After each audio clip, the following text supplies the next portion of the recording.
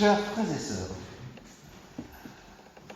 un philosophe français, François Julien, vient de publier un petit livre remarquable intitulé « Ressources du christianisme ».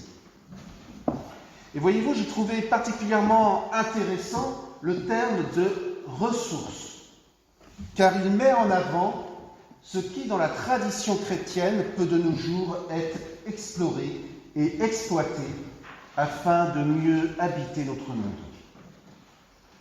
Il ne s'agit pas de figer une tradition ou de conserver un héritage en regardant en arrière et répétant ce qui a toujours été dit sans considérer les défis présents, un peu à l'image du serviteur timoré de l'Évangile qui enterre sa pièce de monnaie et qui veut la rendre à l'identique. Il s'agit bel et bien de retrouver ce qui est à la source de la tradition, son élan primordial, ce qui en est la sève pour lui permettre de fructifier dans notre présent. Il y a donc là une responsabilité, une audace, un véritable risque à prendre, comme les deux premiers serviteurs qui osent investir leur talent sans être sûrs que cela rapportera. Je ne sais pas si vous le savez, mais le terme « ressource » vient du verbe « ressurgir ». Quand on ne fait que répéter une tradition, elle devient très vite morte, sans aucune pertinence pour nos contemporains. Alors qu'explorer ces ressources, c'est lui permettre de surgir à nouveau dans un tout autre contexte pour y découvrir une pertinence nouvelle. C'est un geste dynamique qui ne nous replie pas sur le passé, mais au contraire qui nous ouvre sur l'avenir. Il me semble que ce devrait être ainsi aussi que nous devons réfléchir sur notre tradition luthéro-réformée pour en explorer et en exploiter les ressources. Il y aurait certainement de nombreuses ressources à exploiter, tant la réforme a été un mouvement riche et varié qui a constitué en son temps une résurgence de l'Évangile. Dans le cadre d'une prédication, et en me basant sur les textes bibliques que nous venons d'entendre, je dirais qu'un des points centraux de la réforme, c'est la libération d'une religion infantilisante fondée sur la peur, notamment la peur de Dieu, au profit justement d'une religion adulte et émancipée. Nous sommes là au cœur de l'annonce de la liberté chrétienne dans l'épître de Paul aux Galates. Cette épître qui a été reprise par Luther, peut-être dans ce qui est son plus beau livre, de la liberté du chrétien. Mais c'est aussi le cœur du message de Jésus, notamment dans cette parabole du talent. Or, je crois que cet élan fondamental a encore une grande pertinence de nos jours, tant pour nos vies intimes que dans notre environnement social ou religieux, où on risque finalement toujours de retomber dans des comportements de peur infantile. Il existe en effet des peurs archaïques depuis notre plus petite enfance, et au-delà de nous, depuis les temps ancestraux. Et ces peurs archaïques sont bien plus souvent entretenues par tout un discours religieux et spirituel. Les églises chrétiennes, en totale contradiction avec l'Évangile, ont en effet développé une pastorale de la peur qui produit encore des effets de nos jours. L'insistance sur le péché, le mépris de soi et du monde, sur la peur du jugement et de l'au-delà, ont conduit à un christianisme bien sombre, fabriquant des chrétiens scrupuleux, envahis par un terrible sentiment de culpabilité.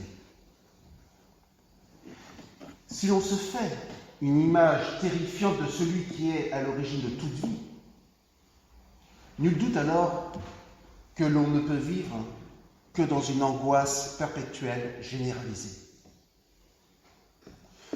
Le contraire de cette peur ou de cette angoisse, c'est la confiance.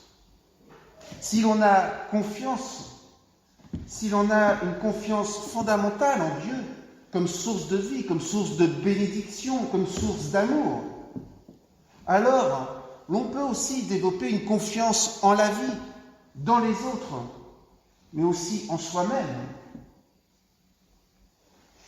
Il y a là le chemin de toute une spiritualité qui devient adulte. Passer de la peur à la confiance, du mépris de soi à l'estime de soi. Passer de la paralysie à l'action, du repli de soi à l'amour d'autrui. Nous n'en avons jamais fini de sortir d'une religion infantile qui joue sur la peur, pour vivre une véritable religion adulte et responsable, en épurant l'image que nous nous faisons de Dieu au gré des événements de notre vie.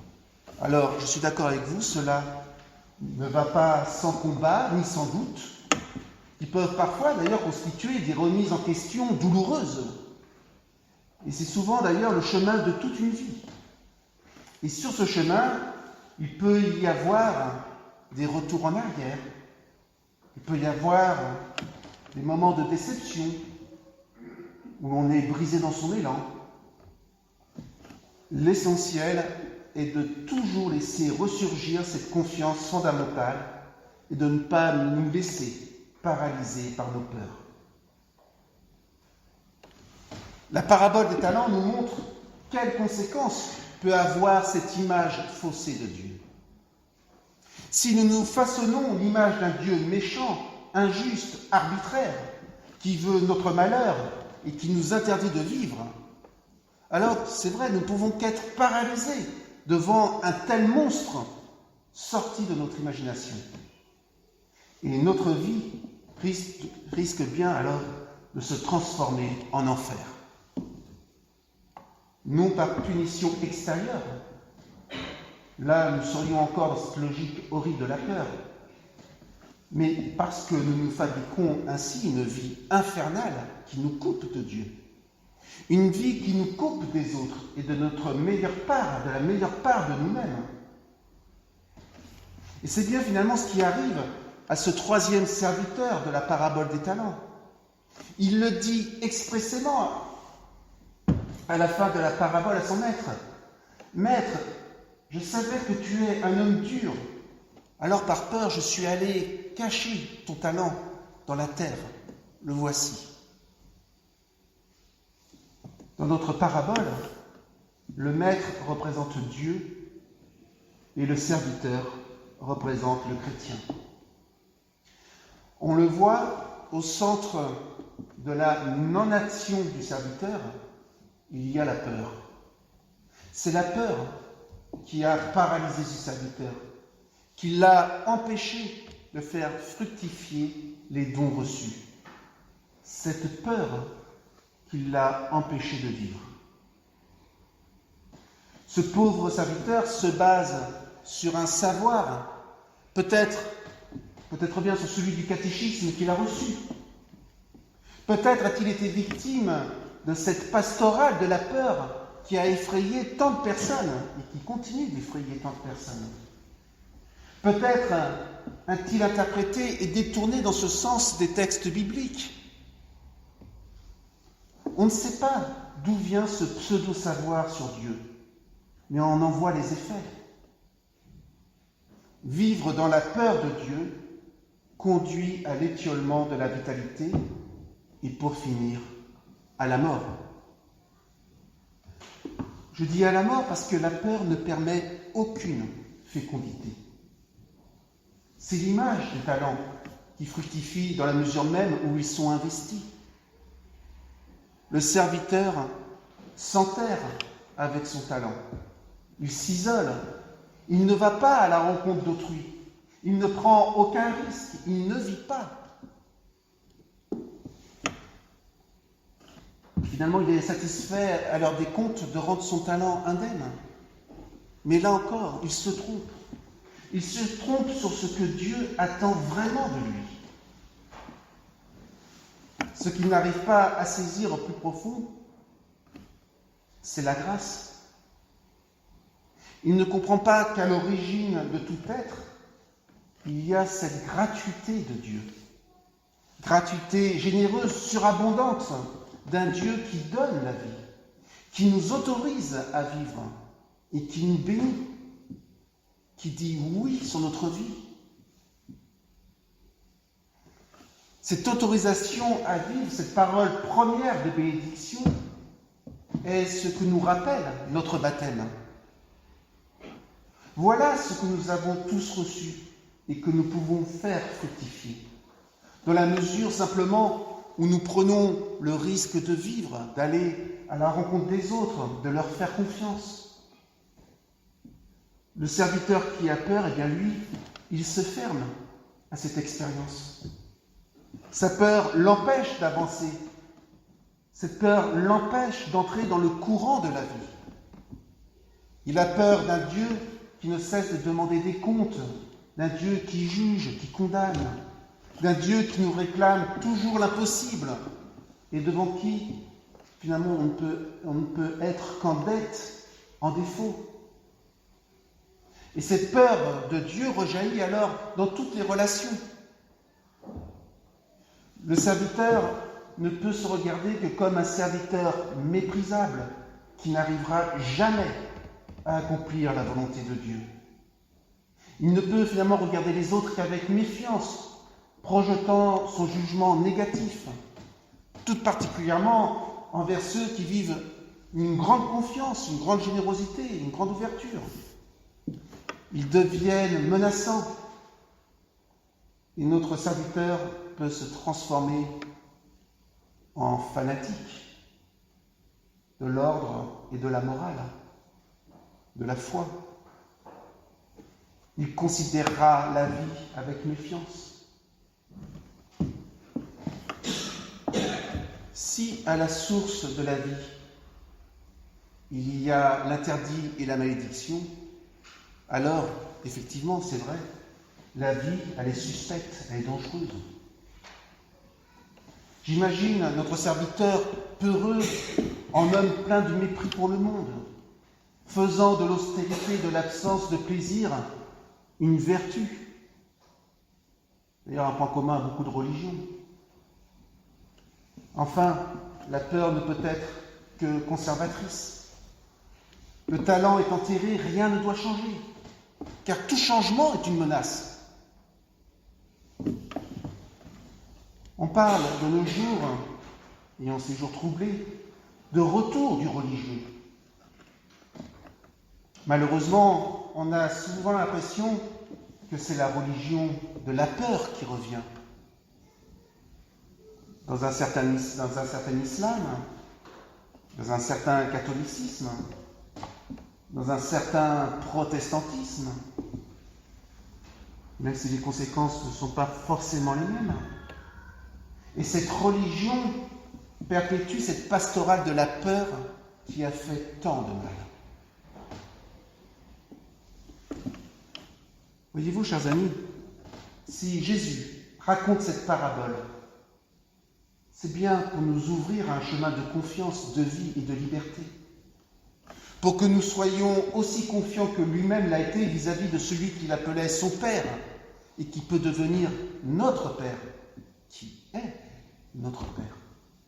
Pour que nous soyons aussi libres que lui l'a été, n'ayant peur d'aucun pouvoir, ni religieux, ni politique. Pour que nous soyons aussi aimants que lui l'a été, révélant à chacun sa dignité de fils et de fille de Dieu, sans exclusion aucune.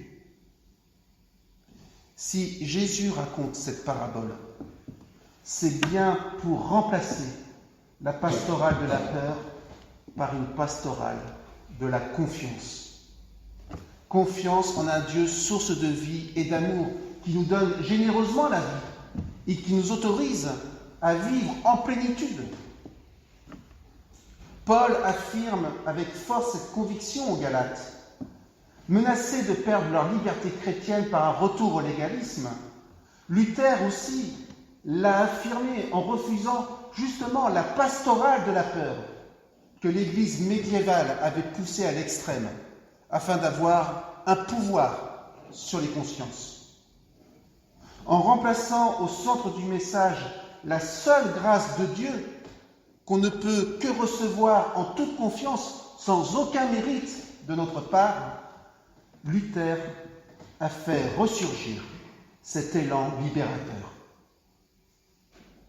Le chrétien est alors adulte et responsable, en conscience devant Dieu. Et il peut se tourner librement vers les autres dans l'amour. Et parce qu'aujourd'hui, nous constatons dans toutes les religions des courants qui jouent sur ces peurs archaïques, il est important plus que jamais de vivre une religion adulte et critique. Si nous voulons, en tant que chrétiens libres, avoir une pertinence dans notre monde, dans notre société, il faut alors veiller dans nos églises à ne pas retomber dans l'esclavage du légalisme, du moralisme ou du dogmatisme qui infantilise les croyants. Et nous devons veiller aussi, au plus intime de nous-mêmes, à ne pas laisser se réveiller nos peurs archaïques, en privilégiant toujours un chemin de maturité spirituelle dans la confiance. Amen.